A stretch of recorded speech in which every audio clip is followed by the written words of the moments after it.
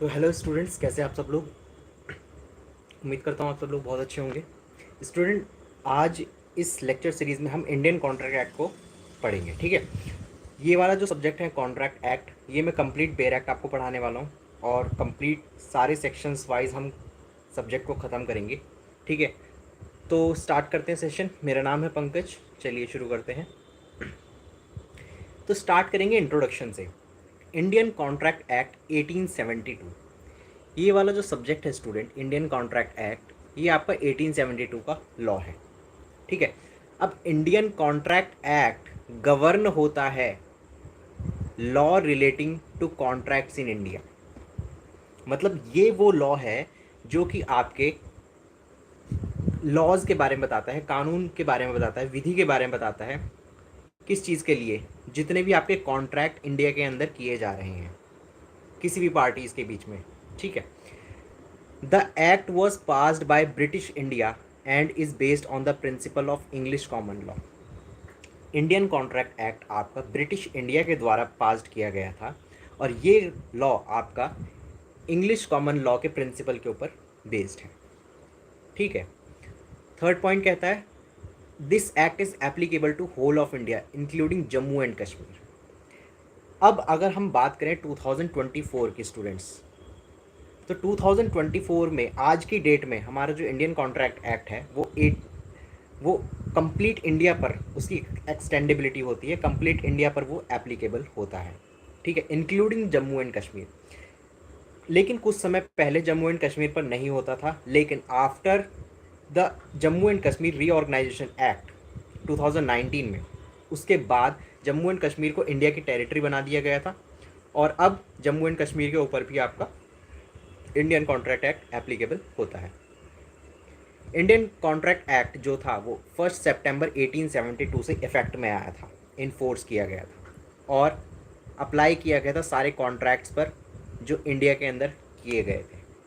ठीक है, contract act के अंदर कुछ हमारी स्पेशल डेफिनेशंस हैं। ठीक है, जो कि हमारे सेक्शन 2 के अंदर है। कहाँ पर है स्टूडेंट्स? सेक्शन 2 के अंदर है। तो सेक्शन 2 के अंदर ये डेफिनेशंस है, इसको हम बेयर एक्ट में कवर कर लेंगे, लेकिन मैं आपको यहाँ पर थोड़ा थोड़ा इंट्रोडक्शन में आपको बता देता हूँ सारी डेफिनेशंस का। तो पहली डेफिनेशन जो बात करती है आपकी वो है प्रपोजल। तो प्रपोजल का मतलब ये होता है कि सपोज मैं हूँ, ठीक है, मैं आपको कोई भी चीज़ करने के लिए ऑफ़र देता हूँ। सपोज मैंने आपको ऑफ़र दिया कि क्या आप मेरा मोबाइल फ़ोन खरीदेंगे, तो मैं, इसका मतलब है मैंने आपको अपना मोबाइल फ़ोन खरीदने के लिए एक प्रपोज़ल दिया है। ठीक है, तो प्रपोजल का मतलब यहाँ पर लिखा है when one person signifies to another his willingness to do और abstain from doing anything with a view to obtain the assent of that other to such act or abstinence, he is said to make an proposal। जब एक person अपनी खुद की मर्जी से किसी दूसरे व्यक्ति को कोई भी चीज़ करने के लिए या कोई भी चीज़ उससे लेने के लिए उसको एक ऑफ़र देता है, तो उस ऑफ़र को हम प्रपोजल बोलेंगे। ठीक है, ऑफ़र देना, उसको डिमांड करना। सपोज़ मैं आपसे कुछ काम करवाना चाहता हूँ, तो मतलब मैं आपको प्रपोजल दे रहा हूँ कि क्या आप वो काम करेंगे। ठीक है, एक्सेप्टेंस का मतलब होता है एक्सेप्ट कर जाना। मतलब मैंने जो आपको अपना मोबाइल फ़ोन ख़रीदने के लिए बोला था, तो आपने बोला ठीक है सर, हम आपका मोबाइल फ़ोन ख़रीद लेंगे, तो मतलब आपने उस ऑफ़र के लिए अपनी एक्सेप्टेंस को दे दिया। ठीक है, देखते हैं when the person to whom the proposal is made, जिस पर्सन को प्रपोजल दिया जा रहा है वो व्यक्ति अगर उस प्रपोजल को क्या कर लेता है, एक्सेप्ट कर लेता है, तो हम इसका मतलब ये समझेंगे कि वहाँ पर एक्सेप्टेंस आ गई है। एक प्रपोजल जब एक्सेप्ट हो जाता है तो वो क्या बन जाता है स्टूडेंट्स? वो बन जाता है आपका प्रॉमिस। जब एक प्रपोजल एक्सेप्ट हो जाता है वो बन जाता है प्रॉमिस। एग्जाम्पल के तौर पर मैंने आपको कहा कि क्या आप ये मेरा पेन खरीदेंगे, तो इसका मतलब ये है कि मैंने आपको प्रपोजल दिया। सामने वाला व्यक्ति बोलता है कि यस सर, हम आपका पेन खरीद लेंगे, तो यहाँ पर वो एक्सेप्टेंस हो गई। ठीक है, अब जब जिस मोमेंट पे उसने एक्सेप्टेंस दिया था, तो मतलब अब उस मोमेंट पे हमारी जो कन्वर्सेशन थी जो लेना देना था पेन का, वो अब प्रॉमिस के फॉर्म में बदल गया है। ठीक है, पर्सन जो प्रॉमिस बनाता है, ठीक है, मतलब प्रॉमिस कौन बना रहा है? जो एक्सेप्ट कर रहा है। मतलब अगर आपने मेरे ऑफर को एक्सेप्ट कर लिया तो मतलब आपने मेरे ऑफर को अब एक्सेप्टेंस दे करके उसको प्रॉमिस में कन्वर्ट कर दिया है। मतलब अगर सीधा सीधा मैं आपको कहूँ कि प्रपोजल जब दिया जाता है और प्रपोजल जब एक्सेप्ट हो जाता है तो वो क्या बन जाता है स्टूडेंट्स? वो बन जाता है आपका प्रॉमिस। तो इसका मतलब जो व्यक्ति प्रपोजल दे रहा है वो हमारा क्या कहलाया जाएगा? वो हमारा कहलाया जाएगा प्रॉमिसर। जो प्रॉमिस दे रहा है, और जो प्रॉमिस एक्सेप्ट कर रहा है उसको हम क्या बोलेंगे? प्रॉमिजी। क्या बोलेंगे? प्रॉमिजी। ठीक है, देखो, a person making the offer is called promiser. जो व्यक्ति ऑफर को दे रहा है, प्रपोजल को दे रहा है, वो आपका क्या बन जाएगा? प्रॉमिसर।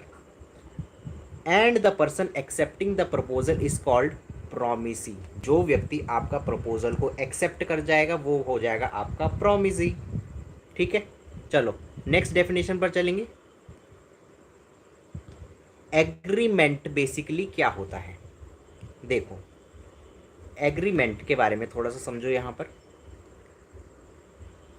जो आपका प्रॉमिस होता है, प्रॉमिस,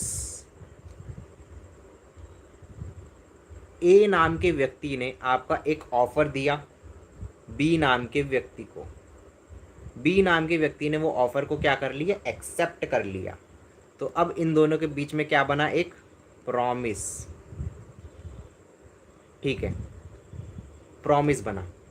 अब ए का इसमें कंसिडरेशन क्या था? सुनो ध्यान से। कंसिडरेशन का मतलब है कुछ भी बदले में मिल जाना। सामान्य भाषा में मैं आपको समझाऊं तो समथिंग इन रिटर्न। ठीक है, तो ए तो अपना मोबाइल फ़ोन बेचना चाहता था बी को, और वो चाहता था कि वो उससे उसका मोबाइल फ़ोन खरीद ले और उसके बदले में उसको पैसे दे दे। तो मतलब ए अपना मोबाइल फ़ोन बी को बेच रहा है और बदले में उसको क्या मिल रहा है? मनी। ये तो ए का कंसिडरेशन हुआ। अब बी का कंसिडरेशन क्या होगा इसमें? कि बी को मिल रहा है एक मोबाइल फ़ोन, बी अपना उस पैसे से एक मोबाइल फ़ोन को ले रहा है। तो कंसिडरेशन में ए को मिला मनी और बी को मिला मोबाइल फ़ोन। तो एक ऐसा प्रॉमिस, सुनो स्टूडेंट्स, ए और बी के बीच में जो प्रॉमिस हुआ था, एक ऐसा प्रॉमिस जो कि दोनों पार्टीज के लिए कंसिडरेशन बनाता है, कंसिडरेशन बनाता है, उसको हम क्या बोलेंगे? एग्रीमेंट। एग्रीमेंट मतलब ए ने अपना मोबाइल फ़ोन बेचने के लिए बी पे एग्री किया और बी ने अपना पैसे से उस मोबाइल फ़ोन को ख़रीदने के लिए एग्री किया। दोनों के बीच में बना प्रॉमिस, और प्रॉमिस जो था दोनों के बीच में कंसिडरेशन भी लेकर के आया। तो यहाँ पर वो बन जाएगा आपका एग्रीमेंट। क्या बन जाएगा स्टूडेंट्स? एग्रीमेंट बन जाएगा। ठीक है, अब देखो यहाँ पर क्या कह रहा है? Every promise and every set of promise forming a consideration for each other is called an agreement। और एग्रीमेंट का एक फॉर्मूला भी यहाँ पर लिखा हुआ है।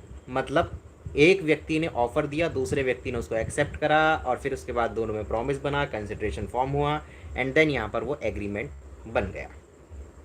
ठीक है, अच्छा, अब एक चीज़ के लिए ज़रा इस चीज़ को समझो। ये आपका एग्रीमेंट है, ठीक है, और ये भी आपका एग्रीमेंट है।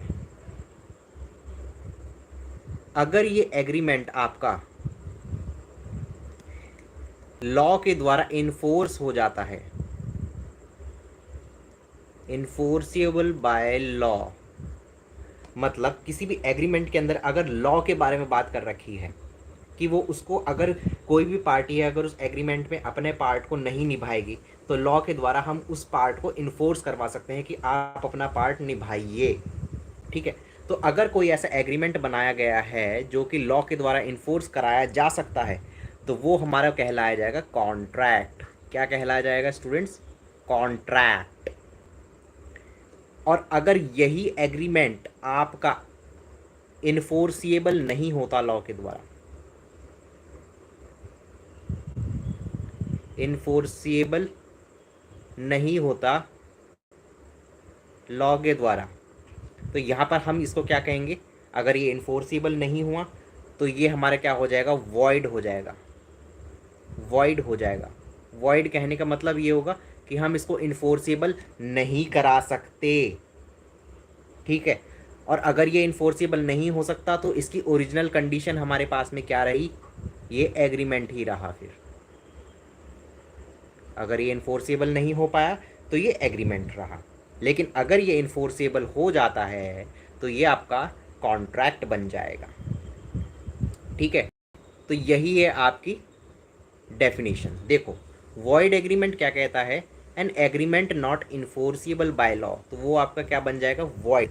मतलब वॉइड एग्रीमेंट। वॉइड एग्रीमेंट का मतलब वो एग्रीमेंट जिसको लॉ के द्वारा इन्फोर्स नहीं कराया जा सकता, और वो महज सिर्फ एक आपका एग्रीमेंट है।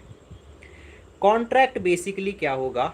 एक ऐसा एग्रीमेंट जो कि लॉ के द्वारा इन्फोर्स करा दिया गया, उसको हम बोलेंगे कॉन्ट्रैक्ट। एक ऐसा एग्रीमेंट जो कि इन्फोर्सिबल बाय लॉ है, वो हो जाएगा हमारा कॉन्ट्रैक्ट। अच्छा, वॉइडेबल कॉन्ट्रैक्ट्स कौन से हुए? देखो, कॉन्ट्रैक्ट मतलब एग्रीमेंट इन्फोर्सिबल बाय लॉ। ठीक है, करेक्ट सर, वेरी गुड। अब सर हम समझेंगे वॉइड कॉन्ट्रैक्ट कौन से हुए। Voidable, voidable contract. Sir voidable contract जो होंगे आपके, ठीक है, वॉइडेबल कॉन्ट्रैक्ट जो होंगे आपके, जब आपका क्या चीज़, जो कॉन्ट्रैक्ट है, जब आपका कॉन्ट्रैक्ट एक पार्टी ये है और एक पार्टी है, दोनों पार्टी के बीच में एक आपका कॉन्ट्रैक्ट बनाया जा रहा है, लेकिन एक पार्टी की तरफ से वो आपका वॉइड होगा। क्या होगा? वॉइड होगा। और दूसरी पार्टी की तरफ से वॉइड नहीं है, तो यहाँ पर हम मान लेंगे कि वो आपका क्या हो जाएगा? Voidable contract. मतलब दोनों के बीच में जो एग्रीमेंट बन रहा है, that agreement is enforceable by law. सबसे पहली बात, कॉन्ट्रैक्ट है तो that agreement is enforceable by law, but at only at the one of the party. मतलब एक पार्टी के द्वारा ही इन्फोर्सिबल हो पा रहा है, लेकिन दूसरी पार्टी के द्वारा वो इन्फोर्सिबल नहीं हो पा रहा है। तो इसका मतलब हम क्या समझेंगे कि वो आपका वॉइड कॉन्ट्रैक्ट हो जाएगा। Means an agreement which is enforceable by law at the option of one और more parties thereto, but not option of the others. तो ये आपका वॉइड कॉन्ट्रैक्ट हो जाएगा। अच्छा, अब हम क्या समझे कि देखो, जितने भी एग्रीमेंट बन रहे हैं, क्या वो सारे एग्रीमेंट आपके कॉन्ट्रैक्ट कहलाए जाएंगे? नहीं, इसका आंसर बिल्कुल नहीं। इसका आंसर है कि आपके सारे के सारे एग्रीमेंट कॉन्ट्रैक्ट नहीं हो सकते हैं। ठीक है, सुनो, सिर्फ वो कॉन्ट्रैक्ट बनेंगे। देखो, इसका एक स्टेटमेंट है, all contract are agreement but all agreement are not contract। ठीक है, तो यहाँ पर इस चीज़ को समझो। देखो, कॉन्ट्रैक्ट का मतलब बेसिकली क्या हुआ? एक ऐसा एग्रीमेंट जो कि इन्फोर्सिबल करवाया जा रहा है लॉ के द्वारा। तो मतलब कॉन्ट्रैक्ट में सारे के सारे एग्रीमेंट्स होते हैं, लेकिन क्या सारे एग्रीमेंट कॉन्ट्रैक्ट बन पाते हैं? नहीं। एग्रीमेंट वही कॉन्ट्रैक्ट बनेगा जो लॉ के द्वारा इन्फोर्सिबल होगा, और जो एग्रीमेंट लॉ के द्वारा इन्फोर्सिबल नहीं होगा, तो स्टूडेंट्स वो कॉन्ट्रैक्ट आपका वॉइड हो जाएगा और वो सिर्फ एक एग्रीमेंट ही रहेगा। क्या समझे? जैसा मैंने ऊपर बताया था कि agreement which is not enforceable by law, वो आपका सिर्फ एक एग्रीमेंट ही रहेगा, लेकिन अगर एक एग्रीमेंट लॉ के द्वारा इन्फोर्सिबल करा दिया जाएगा तो वो आपका कॉन्ट्रैक्ट बन जाएगा। Is agreement contract, is every agreement is contract? No, every agreement is not a contract. Agreement basically क्या होगा? Agreement to become a contract must give to a legal obligation. मतलब एग्रीमेंट जो होगा स्टूडेंट्स, वो आपके legal obligations को generate करेगा, मतलब लीगल ड्यूटी को बारे में बताएगा, तभी तो वो इन्फोर्सिएबल हो रहा है लॉ के द्वारा। मतलब अगर एक मैं पार्टी हूँ और एक आप हैं, ठीक है, तो हम दोनों के बीच में जो एक एग्रीमेंट बना है स्टूडेंट्स, तो उस एग्रीमेंट के अंदर अगर हम उस एग्रीमेंट को लॉ के द्वारा इन्फोर्सिबल करवा रहे हैं, तो हम उसमें लॉ को इंसर्ट करवा रहे हैं कि यदि अगर हम दोनों के बीच में कोई भी एक ऐसी पार्टी निकली आगे फ्यूचर में जो कि अपने पार्ट को नहीं निभा रही है, तो लॉ के द्वारा उसको हम इन्फोर्स करवा सकते हैं। मतलब हमारे पास एक लीगल ड्यूटी है कि मैं अपना पार्ट अपने कॉन्ट्रैक्ट में निभाऊंगा। ठीक है, तो ये आपका पूरा बात है। Next, agreement can be social obligation और अ लीगल ऑब्लिगेशन। क्या ये बात सच है? चलो सोशल ऑब्लिगेशन के बारे में पहले बात करते हैं। जो सोशल ऑब्लिगेशंस होती है कॉन्ट्रैक्ट के अंदर, बेसिकली जनरेट नहीं हो पाती है। मतलब एक एग्रीमेंट है, अगर हम दोनों ने कोई एक एग्रीमेंट बनाया है, तो उससे हम सोशल ऑब्लिगेशन को जनरेट नहीं करवा सकते, हम उससे केवल लीगल ऑब्लिगेशन को जनरेट करवा सकते हैं। तो सोशल ऑब्लिगेशन का जो कॉन्सेप्ट है स्टूडेंट, वो हमारे इंडियन कॉन्ट्रैक्ट एक्ट उस चीज़ को कवर नहीं करता। क्यों? क्योंकि सोशल का मतलब है लोगों के साथ, लेकिन कॉन्ट्रैक्ट जो बनाया जाता है वो इंडिविजुअल पार्टीज के बीच में बनाया जाता है, सबके साथ थोड़ी कॉन्ट्रैक्ट बना रहे हैं। ठीक है, नेक्स्ट आपका जो लीगल ऑब्लिगेशन वाला पार्ट है, एग्रीमेंट जो होगा वो आपकी लीगल ऑब्लिगेशन को जनरेट कर देगा, और इंडियन कॉन्ट्रैक्ट एक्ट जो है वो लीगल ऑब्लिगेशंस के बारे में ही बताता है। फॉर एग्जाम्पल, एक एग्रीमेंट जो कि दो लोगों के बीच में बनाया गया, to go together to the cinema और फॉर अ वॉक और for a dinner is an agreement of social nature and not covered under Indian contract act. मतलब दो लोगों ने आपस में सहमति दी कि वो सिनेमा हॉल में मूवी के लिए जाएंगे, या और फिर उसके बाद वॉक के लिए भी जाएंगे, या फिर डिनर के लिए जाएंगे, तो उन दोनों में एक सोशल नेचर का एक एग्रीमेंट बनाया गया, और वो एग्रीमेंट आपका बाद में इन्फोर्सिबल नहीं होगा, और इंडियन कॉन्ट्रैक्ट एक्ट उस चीज़ की गवाही नहीं देता है यहाँ पर। ठीक है, अच्छा एक और एग्जांपल सुनो। डोमेस्टिक एग्रीमेंट जो बनाए जाते हैं एक हस्बैंड और वाइफ के बीच में, कि आज का खाना मैं बनाऊंगा और आज की साफ़ सफाई तुम करोगे, तो ये आपका एक डोमेस्टिक एग्रीमेंट है। तो क्या इस एग्रीमेंट को कराया जा सकता है enforce under the Indian contract act? तो आंसर इज नो, हम इस चीज़ को इन्फोर्सर नहीं करा सकते हैं। ठीक है, क्यों? रीज़न भी सुनो। अच्छा, रीज़न स्टूडेंट्स इसका ये है कि दोनों पार्टीज़ के बीच में, जो हस्बैंड और वाइफ हैं, उन दोनों के बीच में यहाँ पर आपका लीगल ऑब्लिगेशन को जनरेशन नहीं मिल रही है, यहाँ पर लीगल ऑब्लिगेशन उन दोनों के बीच में फॉर्म नहीं हो रही है। तो विदाउट एनी लीगल ऑब्लिगेशन यहाँ पर हम इंडियन कॉन्ट्रैक्ट एक्ट के द्वारा उस एग्रीमेंट को यहाँ पर इन्फोर्स नहीं करा सकते। चलो, अच्छा इससे एक एग्जांपल, इससे मुझे एक केस लॉ भी याद आया है। चलो मैं थोड़ा सा आपको एक केस लॉ भी बता देता हूँ जो कि बहुत ज़्यादा इंपॉर्टेंट है। तो स्टूडेंट, केस का नाम है आपका बाल्फर वर्सेस बाल्फर का केस।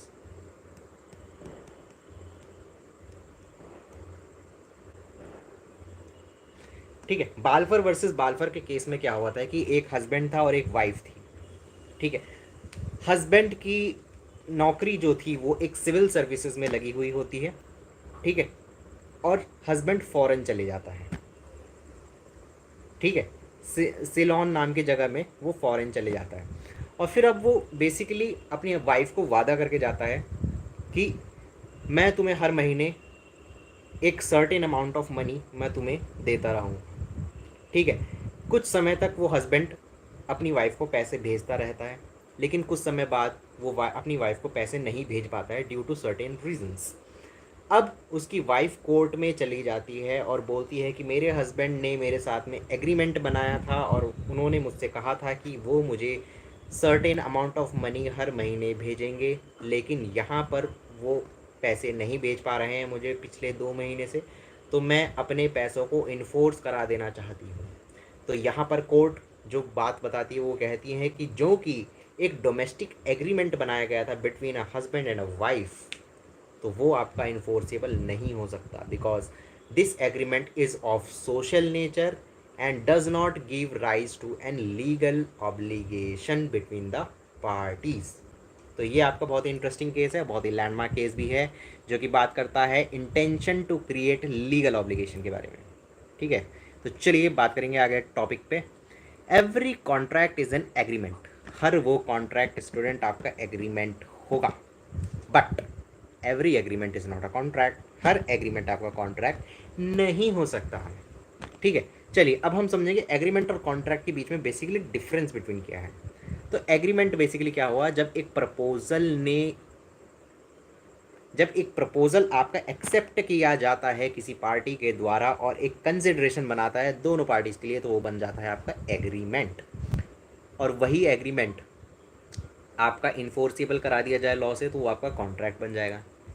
नेक्स्ट, यहाँ पर एक ऑफर का होना ज़रूरी है और एक एक्सेप्टेंस का होना ज़रूरी है एग्रीमेंट। लेकिन कॉन्ट्रैक्ट के बीच में एक एग्रीमेंट का होना ज़रूरी है और साथ साथ इन्फोर्सिएबिलिटी बाय द लॉ, ये भी होना ज़रूरी है। डेफिनेशंस की अगर हम बात करें तो एग्रीमेंट जो है आपका सेक्शन 2 क्लॉज ई के अंदर दिया गया है, और कॉन्ट्रैक्ट जो है आपका सेक्शन 2 क्लॉज एच के अंदर आपका दिया गया है। नेक्स्ट, नॉट नेसेसरीली, ज़रूरी नहीं है कि एग्रीमेंट आपका राइटिंग में दिया जाए, लेकिन कॉन्ट्रैक्ट हमेशा जो है वो नॉर्मली रिटर्न में ही दिया जाता है, या फिर कॉन्ट्रैक्ट को रजिस्टर कराया जाता है किसी भी सर्टेन लॉ के अंदर। Next, does not create legal obligation. Agreement जो होता है वो आपकी लीगल ऑब्लिगेशंस को क्रिएट नहीं करता है, लेकिन कॉन्ट्रैक्ट तो करता है। ठीक है, कॉन्ट्रैक्ट करेगा, उसको करना ही पड़ेगा, बिकॉज इन्फोर्सिबिलिटी बाय लॉ है। Next, every agreement need not to be a contract. हर एग्रीमेंट को जरूरी नहीं है कि वो कॉन्ट्रैक्ट ही बने, कुछ ऐसी चीज़ें भी होती है जो एग्रीमेंट के द्वारा भी कराई जा सकती है।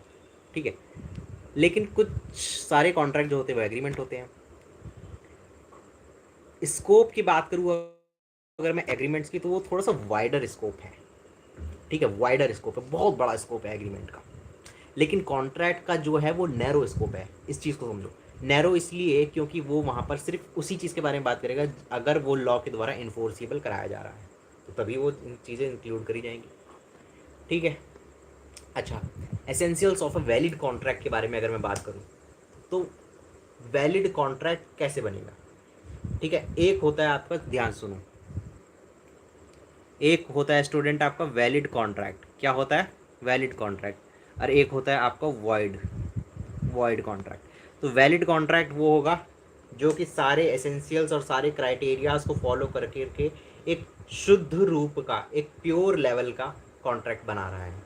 लेकिन वॉइड कॉन्ट्रैक्ट वो होगा जिसके अंदर कुछ भी चीटिंग कराई गई हो, कोई भी फ्रॉड हो सकता है, कोई भी मिस रिप्रेजेंटेशन हो सकता है, कोई भी कोएरिजन हो सकता है, कंसेंट नहीं दी है, कंसेंट गलत तरीके से ऑब्टेन कराई गई है, मिस्टेक किया गया है फैक्ट का, या फिर मिस्टेक किया गया है लॉ का, तो वो आपके क्या हो जाएंगे स्टूडेंट्स, वो हो जाएंगे आपके वॉइड कॉन्ट्रैक्ट।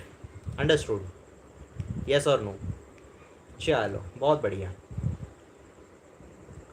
तो कॉन्ट्रैक्ट यहाँ पर समझेंगे। ठीक है, essentials of elements of a valid contract हमारे सेक्शन 10 के अंदर दिया गया है। एग्रीमेंट होना चाहिए पार्टी के बीच में, फ्री कंसेंट का होना ज़रूरी है, मतलब दोनों पार्टीज़ की सहमति बिल्कुल ज़रूरी है। कॉम्पिटेंसी होनी चाहिए, मतलब वो किसी भी लॉ जो है, इंडियन कॉन्ट्रैक्ट एक्ट का जो कॉन्ट्रैक्ट बनाया जा रहा है वो कॉम्पिटेंट पार्टीज़ के द्वारा बनाया जाएगा। कॉम्पिटेंट पार्टीज़ का मतलब वो आपका कोई माइनर नहीं होना चाहिए, वो आपका कोई भी पर्सन डिस्क्वालीफाइड बाय लॉ नहीं होना चाहिए। ठीक है, वो पर्सन आपका अनसाउंड माइंड का पर्सन नहीं होना चाहिए। अच्छा, नेक्स्ट पॉइंट है यहाँ पर लॉफुल कंसिडरेशन का। लॉफुल कंसिडरेशन होनी चाहिए, कोई भी इलीगल कंसिडरेशन यहाँ पर जनरेट नहीं होनी चाहिए स्टूडेंट्स। ठीक है, नेक्स्ट, लीगल ऑब्जेक्ट होना चाहिए कि कोई भी गलत तरीके का ऑब्जेक्ट नहीं होना चाहिए उसका, कि जैसे आप और मैं डिस्कस कर रहे हैं कि हमको XYZ लोकेशन पर जा कर के हमको थेफ्ट को कमिट करना है, तो वो हमारा इलीगल ऑब्जेक्ट हो जाएगा। ठीक है, तो हमारा हमेशा लीगल ऑब्जेक्ट होना चाहिए जो कि लॉफुल तरीके से कराया जा सकता है। नेक्स्ट है आपका not expressly declare to be a void. ठीक है students, next, not given under section से 10 but still are essentials of the valid contract. अच्छा, ये कुछ ऐसे पॉइंट्स हैं जो कि आपके सेक्शन 10 में नहीं दिए गए थे, लेकिन फिर भी ये आपके सेक्शन एसेंशियल्स माने जाते हैं कि एक कॉन्ट्रैक्ट को बनाने के लिए इनकी भी अहम भूमिका निभाई जा सकती है। मतलब दो पार्टी का होना जरूरी, intention to create legal obligation, ठीक है, लीगल रिलेशनशिप होना चाहिए दोनों पार्टीज के बीच में। अच्छा, लीगल फॉर्मेलिटीज़ का भी होना बहुत ज़रूरी हो सकता है। सर्टेनिटी होनी चाहिए, मीनिंग होना चाहिए इस कॉन्ट्रैक्ट का, मतलब सारी टर्म्स एंड कंडीशन बिल्कुल स्पष्ट रूप से लिखी जानी चाहिए। दोनों पार्टीज़ को पता होना चाहिए कि उनका बेसिकली काम क्या है कॉन्ट्रैक्ट के बीच में, और उनको बेसिकली करना क्या है अपने अपने पार्ट पे।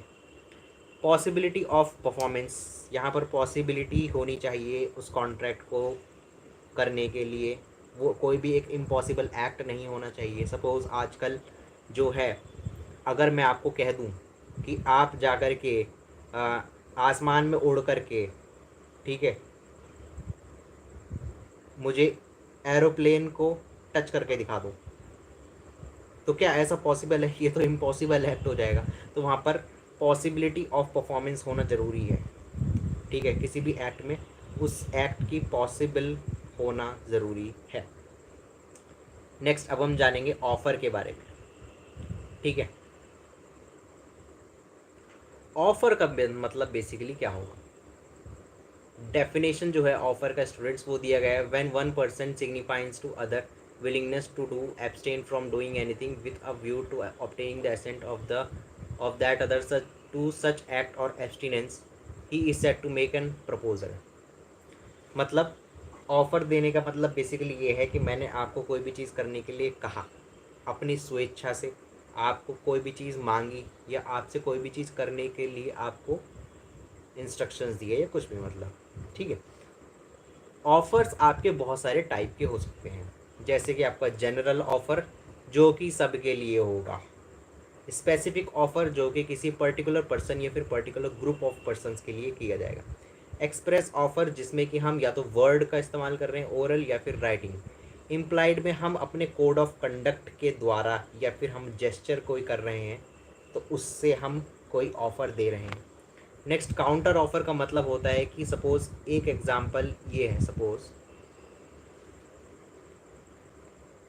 एक मूवमेंट है जिसमें ए नाम के व्यक्ति ने बी नाम के व्यक्ति को बोला कि मैं आपसे आपका मोबाइल फ़ोन ख़रीद लूँगा, ठीक है, और उसी मूवमेंट पे बी ने ए को पूछा कि क्या आप अपना मोबाइल फ़ोन मुझे बेचोगे। तो यहाँ पर दोनों ने एक ही मूवमेंट पे एक दूसरे को क्या बोला, ऑफ़र दे दिया।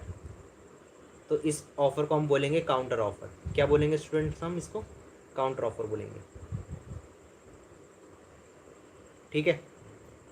काउंटर ऑफ़र मतलब, अब इस चीज़ को भी समझो थोड़ा सा, काउंटर ऑफ़र को बेसिकली मीनिंग क्या हुआ देखो, कि ए ने बी को बोला था कि क्या आप मेरा मोबाइल फ़ोन खरीदोगे, तो बी ने बोला था कि यस मैं आपको मोबाइल फ़ोन आपसे ख़रीद लूँगा। तो ए ने बी को बोला कि मैं आपको मोबाइल फ़ोन भेजूँगा 1000 रुपीज़ का, लेकिन बी ने इसको बोला कि मैं आपसे आपको मोबाइल ख़रीद लूँगा लेकिन 950 रुपीज़ में, ठीक है। तो इसने इसको काउंटर ऑफ़र दिया है बेसिकली। क्या दिया इसको? काउंटर ऑफ़र दिया। मतलब ए ने जो इसको ऑफ़र दिया था 1000 रुपीज़ का, उसने वो एक्सेप्ट ना कर करके इसको एक अलग से ऑफ़र दे दिया 950 रुपये में ख़रीदने के लिए। तो ये हो जाएगा आपका काउंटर ऑफ़र, जिसमें एक पार्टी दूसरी पार्टी को ऑफ़र देगी और दूसरी पार्टी की पहली पार्टी को ऑफ़र देती है, ठीक है, काउंटर करती है उसके ऑफ़र को। क्रॉस ऑफ़र का मतलब क्या होगा? क्रॉस ऑफ़र का मतलब ये होता है कि जब सेम टर्म्स पे, सेम कंडीशंस पे दोनों पार्टी ने आपस में एक दूसरे को क्या दे दिया, ऑफ़र दे दिया, तो वो हो जाएगा आपका क्रॉस ऑफ़र। अच्छा, स्टैंडिंग ऑफ़र क्या होगा? An offer is a standing offer if it is intended to remain open for a specific period, ठीक है। मतलब कोई भी एक ऐसा ऑफ़र जो कि किसी भी स्पेसिफाइड पीरियड के लिए ही होगा, तो वो आपका क्या होगा यहाँ पर, क्या होगा स्टूडेंट्स? वो आपका यहाँ पर माना जाएगा स्टैंडिंग ऑफर। मीन्स अगर ए नाम के व्यक्ति ने बी नाम के व्यक्ति को बोला कि मिस्टर बी मैं आपको अपना घर बेचूंगा, ठीक है, तो मिस्टर बी ने बोला कि ठीक है मैं आपसे आपका घर को ख़रीद लूँगा। अब ए नाम के व्यक्ति ने बोला कि मैं आपको ये ऑफ़र दे रहा हूँ, अगर आप फ्राइडे तक फ्राइडे तक अगर आप मेरा घर मुझसे ख़रीद लोगे तो मैं आपको बेच दूँ, ठीक है। तो यहाँ पर इसने टाइम पीरियड बता दिया है, स्पेसिफाई कर दिया है टाइम को क्या कर दिया, स्पेसिफाई कर दिया कि फ्राइडे तक ही ये ऑफ़र वैलिड है, फ्राइडे के बाद ये ऑफ़र एग्जॉस्ट हो जाएगा। क्या हो जाएगा, एग्जॉस्ट हो जाएगा, ठीक है। तो यहाँ पर ये स्टैंडिंग ऑफर हो जाएगा। अच्छा, एक वैलिड ऑफर को बनाने के लिए यहाँ पर कौन कौन सी चीज़ें होना ज़रूरी है। ऑफर जो होगा वो एक्सप्रेस में होगा या फिर इम्प्लाइड में होगा। मतलब एक्सप्रेस मतलब या तो राइटिंग में हो सकता है या फिर वो आपका ओरल फॉर्म में हो सकता है। इम्प्लाइड में मतलब कंडक्ट ऑफ द पार्टीज़ के ऊपर डिपेंड करेगा। ऑफर बेसिकली आपका स्पेसिफिक भी हो सकता है और जनरल भी हो सकता है। स्पेसिफिक मतलब स्पेसिफिक पर्सन या फिर स्पेसिफिक ग्रुप ऑफ पर्सनस के लिए, जनरल मतलब पब्लिक एट लार्ज के लिए। Offer must create a legal relationship, वो एक लीगल रिलेशनशिप को फॉर्म करेगा। Next, offer must B clear not वेग। ऑफर की जो टर्म्स एंड कंडीशन होनी चाहिए वो बिल्कुल क्लियर होनी चाहिए, वो कोई भी वेग फॉर्म में नहीं होनी चाहिए, कोई भी कन्फ्यूजन वाले फॉर्म में नहीं होनी चाहिए। मतलब terms must be certain and clear, बिल्कुल क्लियर, एकदम साफ स्पष्ट रूप में सारी बातों को होना ज़रूरी है। नेक्स्ट है आपको, offer must be communicated to the offeree. जो ऑफ़र होगा वो ऑफरी को कम्प्लीटली कम्युनिकेट होना ज़रूरी है। मतलब मैंने आपको कोई अगर आपसे ऑफ़र दिया है आपको, तो वो ऑफ़र का कम्युनिकेशन होना ज़रूरी है। मतलब आपको उसके बारे में कंप्लीट इन्फॉर्मेशन पता होना ज़रूरी है, तभी वो ऑफ़र को बाद में इन्फोर्स कराया जा सकता है। अगर आपको ऑफ़र के बारे में पता ही नहीं था और आपने कोई सर्टेन एक्ट कर दिया है तो फिर आप उस ऑफ़र को इन्फोर्स यहाँ पर नहीं करा सकते। एग्जाम्पल के तौर पर यहाँ पर लालमन शुक्ला वर्सेस गौरी दत्त का केस है, जो कि बहुत ज़्यादा लैंडमार्क जजमेंट का ये केस था। अब इस केस में क्या हुआ समझो थोड़ा सा। लालमन शुक्ला वर्सेस गौरी दत्त के केस में क्या हुआ था कि एक आदमी था, ठीक है, एक आदमी था जिसका एक छोटा सा बच्चा खो गया था, ठीक है। और ये आदमी जो होता है वो अपने बच्चे को ढूंढने के लिए एक ऑफ़र देता है। क्या देता है, एक ऑफ़र देता है और बोलता है कि जो भी मेरे बच्चे को ढूंढ करके लेकर के आएगा मैं उसको एक सर्टेन अमाउंट का मनी दूंगा एज अ कंपनसेशन, क्योंकि वो मेरे बच्चे को ढूंढ के लेकर के आया हुआ है। अब उसी आदमी का सर्वेंट जो होता है वो मार्केट में घूम रहा होता है, मार्केट में घूम रहा होता है। अब मार्केट में घूम रहा होता है तो वो वहाँ पर देखता है कि उसके जो ओनर है, मतलब उसके जो मालिक हैं, उसके मालिक का बच्चा मार्केट में घूम रहा है अकेला। तो अब क्या करता है कि ये जो सर्वेंट होता है अपने मालिक का बच्चा लेकर के घर में आ जाता है वापस। और उसके कुछ समय बाद, उस इंसिडेंट के कुछ टाइम बाद उस सर्वेंट को पता लगता है कि ऐसा कोई ऑफ़र था कि उसका बच्चा खो गया था, जो भी उसके बच्चे को ढूंढ करके लेके आता उसको सर्टेन अमाउंट का मनी मिलता, पैसे मिलते उसको as a compensation, as a gift, ठीक है, एज अ रिवॉर्ड। तो यहाँ पर अब वो सर्वेंट जो होता है वो अपने ओनर को जा करके बोलता है कि सर उस पर्टिकुलर डेट पे आपके बच्चे को मैं ढूंढ करके लेके आया था, तो आप मुझे वो पैसे दे दीजिए। तो यहाँ पर जो आपका ओनर होता है वो अपने इस पैसे को देने के लिए डिनाई कर देता है, बोल देता है कि मैं पैसे नहीं दूंगा, ठीक है। तो यहाँ पर अब वो सर्वेंट चले जाता है कोर्ट और कोर्ट से बोलता है कि मेरे को मुझे मेरा रिवॉर्ड मिलना चाहिए। तो यहाँ पर कोर्ट कहती है जब कि आपको उस ऑफ़र के बारे में कम्युनिकेशन था ही नहीं, आपको उस ऑफ़र के बारे में नॉलेज था ही नहीं, तो यहाँ पर आप इन्फोर्स नहीं करा सकते उसको। तो ये बहुत ही एक अच्छा लैंडमार्क केस है इस पॉइंट के ऊपर। नेक्स्ट है आपका, statement is a price, statement of price is not an offer. मतलब आप किसी मॉल में गए हैं स्टूडेंट और आपने एक सर्टेन अमाउंट का प्रोडक्ट है, सपोज़ आपने कोई भी एक बिस्किट का पैकेट है, बिस्किट के पैकेट के ऊपर लिखे रहते हैं 10 रुपीज़ ऐसे करके MRP लिखी होती है। तो अब आपने वो बिस्किट का पैकेट लिया और आप वहाँ पर जाएंगे शॉपकीपर के पास और उसको बोलेंगे मैं आपसे बिस्किट ख़रीदना चाहता हूँ। तो यहाँ पर जो बिस्किट के ऊपर जो टैग लगा है, प्राइस टैग लगा है, वो आपका यहाँ पर कोई ऑफ़र नहीं होगा, वो आपका ऑफ़र नहीं होगा, वो आपका एक इनविटेशन है। क्या है, इनविटेशन है कि उस इनविटेशन के द्वारा आप एक ऑफ़र को बनाइए। मतलब ऑफ़र तो आपने दिया ना, उस शॉपकीपर को बोला कि मुझे बिस्किट का पैकेट दे दो, तो आपने उस शॉपकीपर को ऑफ़र दिया है, ठीक है। तो ये स्टेटमेंट ऑफ प्राइस जो होगा वो आपका ऑफ़र कंसिडर यहाँ पर नहीं किया जाएगा। नेक्स्ट, मेरी statement of intention is not an offer. सिर्फ स्टेटमेंट दे देना ही ऑफ़र नहीं होता। ठीक है ना। चलो अब थोड़ा सा इस चीज़ को समझेंगे। ऑफ़र और इनविटेशन टू ऑफ़र के बीच में डिफरेंस बिटवीन बेसिकली क्या है। देखो,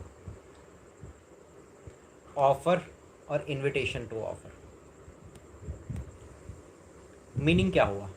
when one person express his will to another person to do or not to do something to make his approval is known as offer।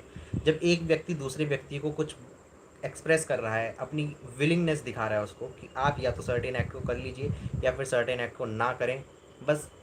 और offer इसलिए दिया जा रहा है ताकि उसकी अप्रूवल को ले लिया जाए, तो वो यहाँ पर क्या होगा, ऑफर कंसिडर किया जाएगा। इन्विटेशन टू ऑफर क्या होता है, जहाँ पर वो इन्वाइट कर रहा है, क्या कर रहा है, इन्वाइट कर रहा है to make an offer.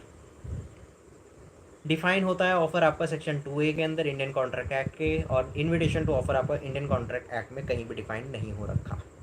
Next, objective है इसका to enter into a contract, और इनविटेशन का ऑब्जेक्टिव होता है कि ऑफर का मिलना। ठीक है।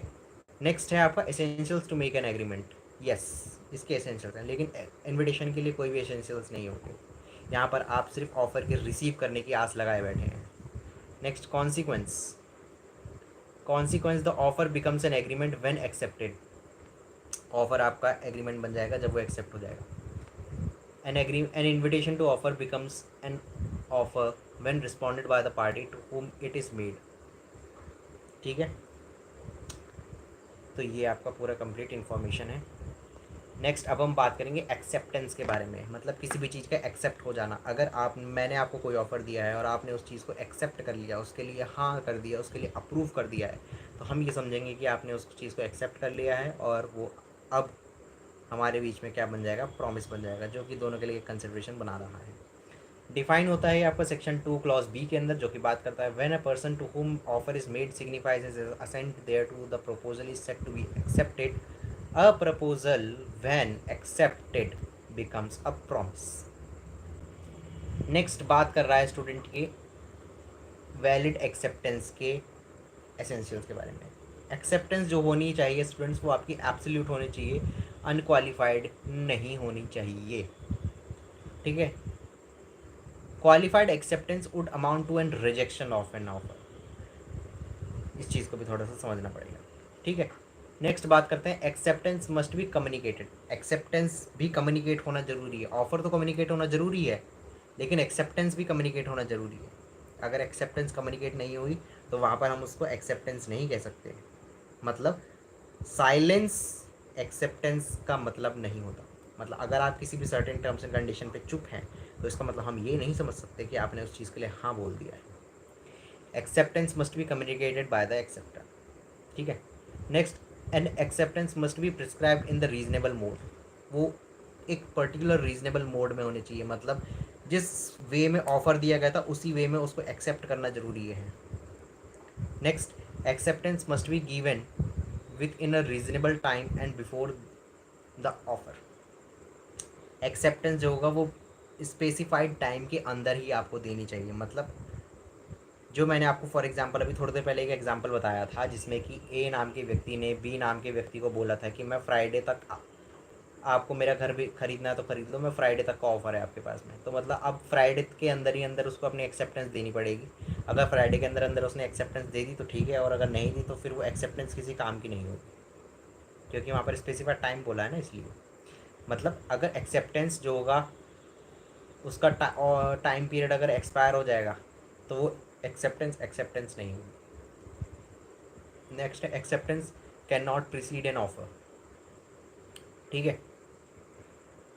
एक्सेप्टेंस बेसिकली बात करते हैं, acceptance must be given after receiving the offer, it should not preceded the offer. मतलब एक्सेप्टेंस जो होगी वो ऑफर के मिलने के बाद होगी। एक्सेप्टेंस सामने से आप नहीं दे सकते हो कि हाँ हाँ ठीक है मैं तुमसे खरीद लूँगा, चलो मुझे अब ऑफर करो, ऐसा नहीं हो सकता। सबसे पहले ऑफर दिया जाएगा, उसके बाद एक्सेप्टेंस दी जाती है। Next, acceptance must be given only by the parties to whom the offer is made. An offer can be accepted only by the person or the person to whom it is made. It cannot be accepted by the person without the consent of the offerer. Acceptance उसी व्यक्ति को दी जा सकती है जिस व्यक्ति ने आपको ऑफर दिया है, उस व्यक्ति, और आप किसी भी रैंडम पर्सन को एक्सेप्टेंस नहीं दे सकते, और वो वैलिड भी नहीं होगी। ठीक है। और कंसेंट का होना ज़रूरी है, ठीक है ना, ये चीज़ है। Next, rejected offer can not be accepted only on renewal. अगर एक ऑफ़र रिजेक्ट हो गया है और उस पर रिजेक्टेड ऑफ़र पे आपने एक्सेप्टेंस दे दी है, तो वो एक्सेप्टेंस आपकी किसी भी काम की नहीं होगी अनलेस एंड अनटिल अगर उस ऑफ़र को दोबारा रिन्यू नहीं किया गया तो, ठीक है। तो ये कंप्लीट इन्फॉर्मेशन है। Rejected offer can be accepted only on renewal. Once offer once rejected can't be accepted against unless and fresh offer is made, ठीक है। तो ये कंप्लीट आपकी एक्सेप्टेंस के बारे में था। अब हम देखेंगे स्टूडेंट्स आपके इंडियन कॉन्ट्रैक्ट एक्ट के अंदर बेसिकली आपका कितने चैप्टर्स हैं, ठीक है। इस चीज़ को समझो, यहाँ पर आपके करीब 11 चैप्टर होंगे, ठीक है स्टूडेंट्स। यहाँ पर करीब आपके 11 चैप्टर्स हैं। पहला चैप्टर जो पहला पार्ट जो है इसका वो है प्रिलिमिनरी पार्ट। प्रिलिमिनरी पार्ट में स्टूडेंट्स आपके आएंगे सेक्शन 1 से लेकर के सेक्शन 2 तक, ठीक है। तो प्रिलिमिनरी में बेसिकली आप शॉर्ट टाइटल, एक्सटेंट और कमेंसमेंट और साथ ही साथ आप सेविंग क्लॉज और इंटरप्रिटेशन क्लॉज के अंदर आपकी डेफिनेशंस, वो सब चीज़ें आप कवर करेंगे। नेक्स्ट आप पहला से फर्स्ट चैप्टर इसका बात करता है communications, acceptance and revocations of the proposal के बारे में, जो कि आपका सेक्शन 3 से लेकर के 9 तक दिया गया। Next contract, voidables contract and void agreement, जो कि आपका सेक्शन 10 से लेकर के 30 तक दिया गया। नेक्स्ट है आपका कंटीजेंट कॉन्ट्रैक्ट, जो कि आपका सेक्शन 31 से लेकर के 36 तक है। द परफॉर्मेंस ऑफ कॉन्ट्रैक्ट, जो कि बात करता है सेक्शन 37 से 67 तक। Next, certain relation resembling those created by the contract, मतलब क्वेज़ी कॉन्ट्रैक्ट,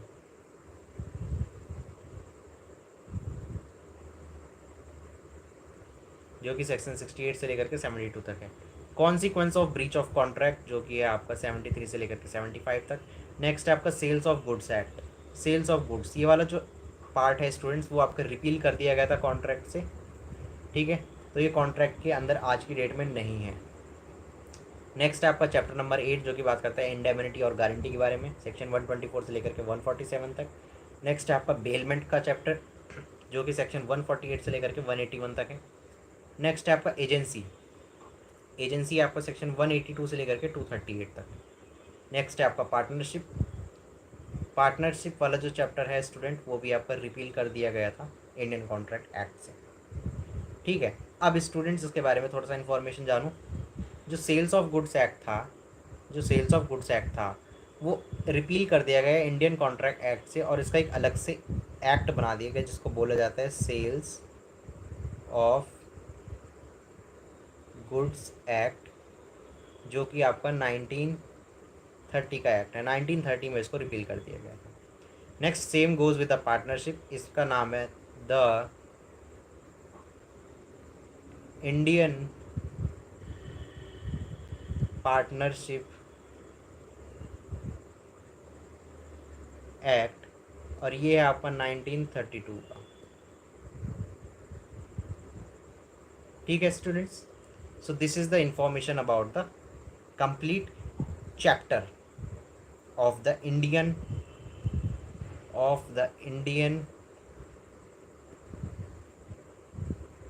कॉन्ट्रैक्ट एक्ट 1872, ठीक है। तो स्टूडेंट्स आज के सेशन के लिए सिर्फ इतना ही, मिलेंगे अगले सेशन में, स्टार्ट करेंगे Indian contract act from section 1, और तब तक के लिए see you in next class.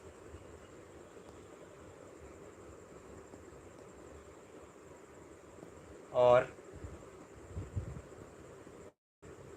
Take care, bye bye, okay.